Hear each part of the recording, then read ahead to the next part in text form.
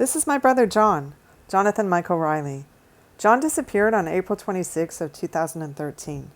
At the time of his disappearance, John and I were working on a project. We knew it was dangerous, we knew it had risks. John was hunting down a sexual predator. At the time of his disappearance, he was closer than he had ever been to catching the predator. And then he disappeared. He vanished into thin air. This is my brother John. My brother is a hero. Etobicoke Collegiate Institute in Toronto, Canada, has been hiding a dirty little secret for decades. My brother Jon Riley was on a mission to expose that secret when he became a missing persons. Let me tell you the story. John and I grew up in an area called the Kingsway. It's in the west end of Toronto, Canada, and our house was just a few blocks away from the school, Etobicoke Collegiate Institute. John and I were in the same grade, we had the same group of friends, and we took a lot of the same classes. In the 9th grade, we both took music. Robert Judge was my teacher, and Strathdee was John's teacher. What we didn't know when we were living in that house in the Kingsway, a few blocks away from Etobicoke Collegiate, is that high school had a dirty little secret. They were harboring a pair of pedophiles. Donald Strathdee and Robert Judge are serial sexual predators who sexually assaulted their students for decades. This pair of serial sexual predators went into teaching for one reason, so that they would have access to boys. Etobicoke Collegiate Institute was their hunting ground. These men taught at Etobicoke Collegiate so that they would have access to the boys of the Kingsway. In 1982, when he was only 15 years old and in the 10th grade, my brother Jonathan Riley was viciously assaulted by Robert Judge, a teacher at Etobicoke Collegiate Institute. From 1982 until his disappearance in 2013, my brother was on a mission to get Robert Judge incarcerated for the sexual crimes that he committed at that school. Robert Judge started teaching at that school in 1974. There are dozens and dozens of victims. My brother had Robert Judge removed from the school in 1984. He was never supposed to teach again. Unbelievably, Robert Judge went from Etobicoke Collegiate to law school. The pedophile went and got a law degree, and then he ended up right back in the same school, in the same classroom, committing the same crimes. He's a pedophile. He would still be teaching at Etobicoke Collegiate if it was not for my brother, Jonathan Riley, who pressed charges in 2008 and had Robert Judge arrested and removed from the school for the second time in 2008.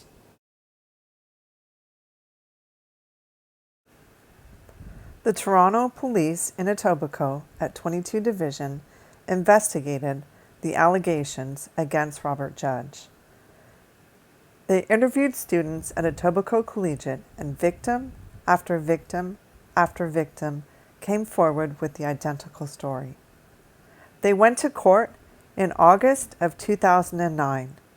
The victims testified, one after another, the identical story. Robert Judge was caught. The secret had finally been revealed.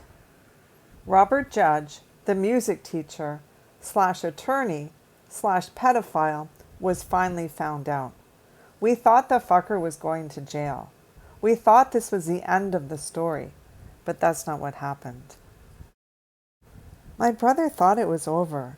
The assault happened in 1982, and here we are in 2009, still fighting against this teacher who's saying it didn't happen. Unfortunately, all of this happened in 2009 before the Me Too movement. So what did that mean? It meant that in Canada, before 2016, on these historical sex crimes cases, it was up to the presiding judge to decide Will they go to trial? Can this man be incarcerated? The presiding judge at these pretrial hearings decided that Judge, the teacher, would not be judged. Instead, he was requested to surrender his teaching license, to never apply to teach again, and to resign permanently. Judge was not going to be incarcerated, despite violating his students at Etobicoke Collegiate for decades. At the end of that pretrial, those victims had no justice. They had the courage to speak out about unspeakable crimes, and they walked away from the pretrial with nothing but shame. But remember, my brother is not a victim. My brother is a hero. He didn't stop in 2009. He kept going. He sued the Toronto School Board, and multiple victims came forward. They told the school what happened. Victim after victim after victim. And finally, after years of trying to seek justice, the secret was out. What my brother had been telling them for decades, that Robert Judge is a serial sexual predator, the secret was out. And the school had the opportunity. They had the opportunity to apologize to my brother. They had an opportunity to take Robert Judge to trial. They had an opportunity to give restitution to the victims. They had an opportunity to tell the community that they had been harboring a predator for decades. Instead, the school, they did nothing.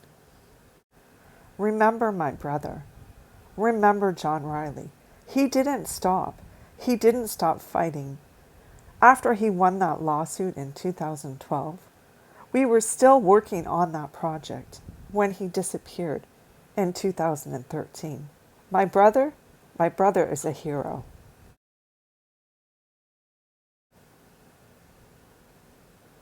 In 2016, the laws changed in Canada. It means that now, today in 2022, we can take Robert Judge to trial, and we can get him convicted. He can pay for those crimes. Until we do, Robert Judge can keep saying it didn't happen. I have an attorney. He's known as the priest hunter. He takes these pedophiles. He takes them to court.